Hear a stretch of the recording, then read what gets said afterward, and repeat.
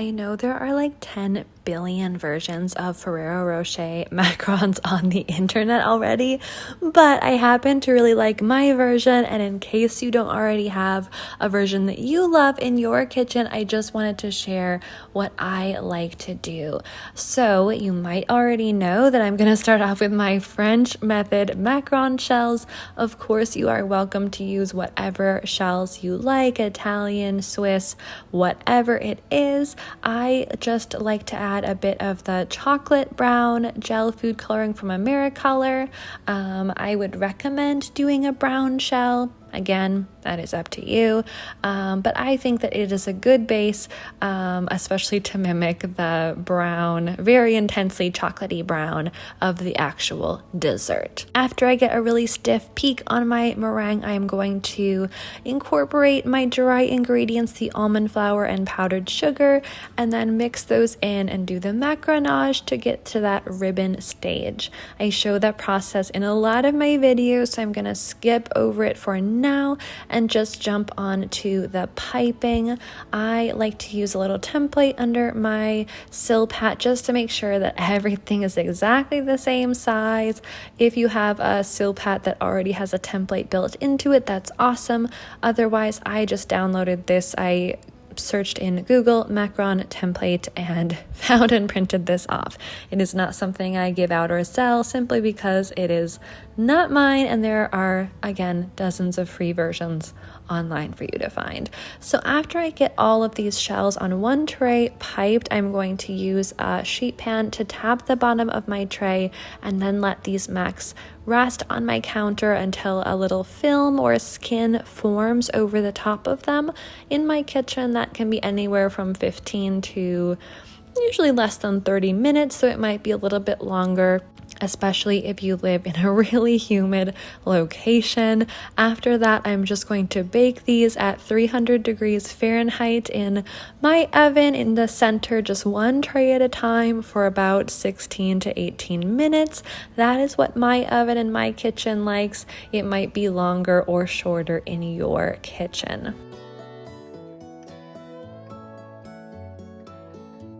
While those mac shells are baking and cooling and before when they were resting, all of that, I'm going to use that time to work on the other parts of this macaron shell.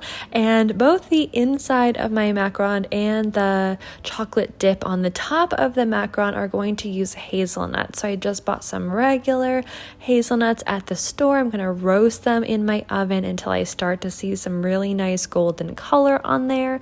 Depending on how you feel about hazelnut skins, you can either remove those completely or just a little bit or not at all. Really, that just depends on you.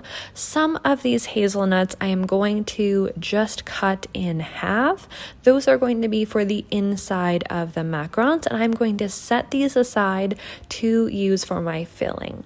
The rest of the hazelnuts I'm going to chop into pretty fine pieces. This again is a little bit up to you how fine you want to go. This is going to be for that dip on the top.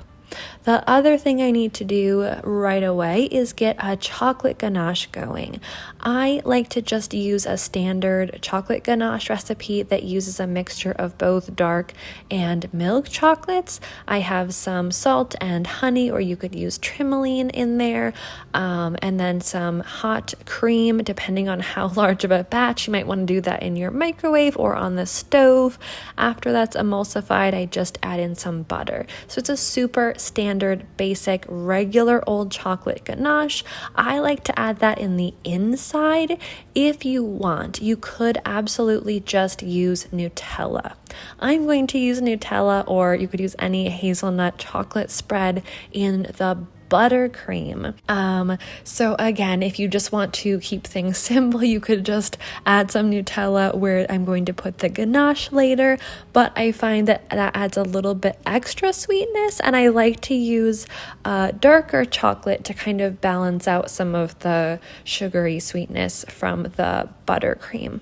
For an Italian method buttercream, I have some egg whites in my stand mixer. As soon as my sugar starts boiling, I will turn that on to start whipping the egg whites, and I'm going to cook the sugar until it reaches 118 degrees Celsius. Then I will turn off the heat, remove that pot from the stove until all of those bubbles disappear.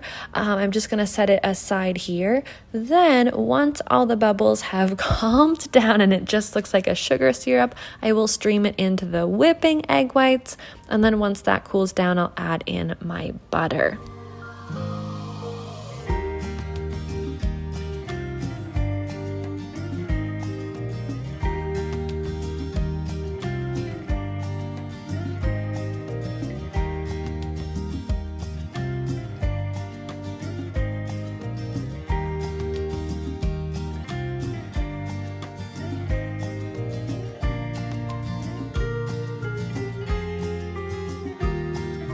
I really like using this Italian method when I am at home, when I have access to a stand mixer.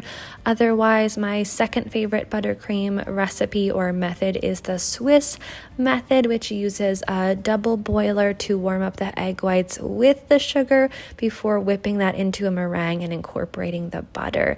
Absolutely, whatever method you prefer will totally work. I'm just going to make my buttercream, and then at the very end, just mix in big spoonfuls of Nutella to taste. If you wanted to, you could really use any buttercream. I am not partial to American buttercream, though you could do the same thing with that method as well. It will probably be very sweet. Just warning you that if you use an American buttercream, because the base has a lot of powdered sugar in it, and then Nutella is pretty sweet, that's going to end up with a double dose of sugary sweetness in your buttercream. Yes, there is sugar in the Italian or Swiss method, but because of the addition of the egg whites and because it's a meringue base, that really tends to tone down the sweetness. It's a little bit less sugary. It's a bit more mild and creamy, which is why I especially like to add in things like Nutella into these recipes. So after I get the Nutella into my buttercream, it will be time to fill the macarons.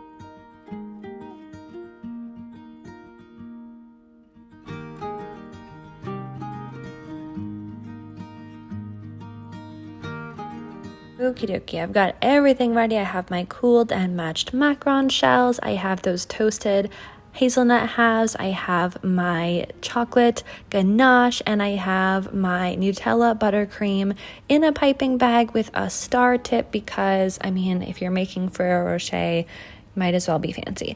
So I'm just going to pipe a ring of that buttercream around the outside. You absolutely do not need to be using a star tip if you don't want to. And you could just pipe a bulb, but because I want to make sure I have space for the ganache and that hazelnut half, I'm leaving room in the center and then piping a bit of that chocolate ganache. Again, you could use hazelnut spread like Nutella or whatever brand you have on hand. That would be just fine. And then I'm going to press the half of a hazelnut right on top of where the ganache is sitting. And I want to make sure to press down hard enough so that the ganache and buttercream kind of comes up around it. Otherwise, like with any other filling, if you have something that is dry on top, the shell will not stick very well. So make sure you really cover that hazelnut. I'm putting those macarons into my refrigerator for at least 30 minutes, up to 24 hours maximum, to harden. I don't want them to mature yet, so ideally to do this the same day would be great. And then I have a bowl of chocolate that I melted. I like to use dark chocolate, but you can use what you prefer. And I'm adding a little bit of oil in here to make the Rocher Glaze. If you want to, you could temper this. I did not. This is just melted chocolate with some oil. And then I'm going to add in those pieces of the toasted chopped hazelnuts from before. Honestly, this is just a two-taste kind of situation. If you like to have a ton of nuts and basically just use the chocolate like glue, you can. If you want to have only a few nuts and have it be mostly just chocolate forward, you can. This is really up to you, but make sure that it is warm enough and you have enough chocolate that you can easily dip your mac shells. And this is why you need to have your macarons refrigerated so that they don't completely fall apart while you are dipping them. Right now I'm just making a couple macarons, so I'm not really worried about the timing. If you are making, say, 50 or 200 or 1,000 of these macarons, you would definitely want to keep most of your trays in the refrigerator and take out like a half sheet pan at a time, because as the macarons warm up to room temperature, as the buttercream warms up to room temperature, dipping the macs will become harder and harder, and it will become messier, and you will ruin everything. So you want to make sure your macs are cold when you dip them. I like to go straight down and just dip the top shell. If you wanted to dip the side, or if you wanted to dip all of it, I mean, do whatever you want.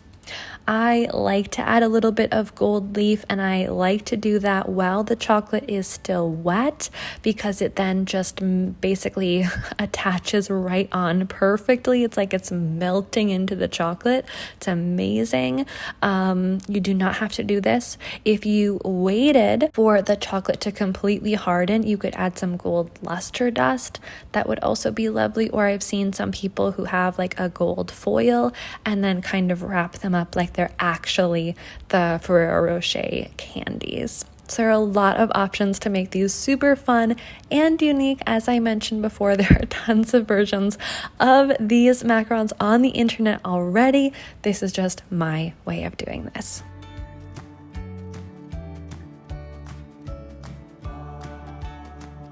I really hope you enjoyed this version of Ferrero Rocher macarons from my kitchen.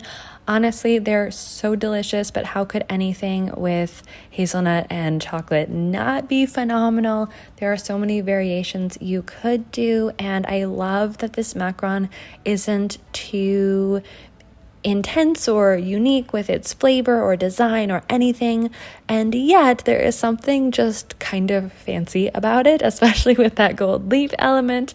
So it's definitely a crowd pleaser and something that could easily be used for a fancy event or a casual get together. So it is definitely a customer favorite as well. Thank you so much for being here today. I am so happy for all of you who are following along on my macaron and baking journey here on YouTube. If you haven't already subscribed, please consider doing so. I would love to see you here again next time. Until then, have a wonderful day. Bye.